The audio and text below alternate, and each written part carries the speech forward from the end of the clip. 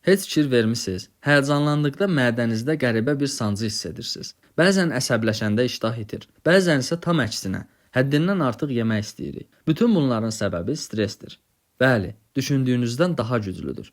Gəlin görək bu psixoloji gərginlik mədəmizə necə təsir edir.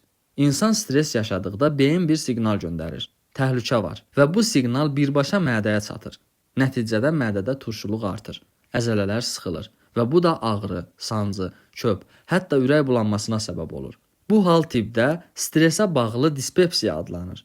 Adını bilməyə bilərsiniz, amma hissini mütləq yaşamısınız. Əgər siz də hər dəfə önəmli bir imtahandan, çıxışdan və ya stresli bir gündən sonra mədə ağrısı yaşamısınızsa, səbəbi budur.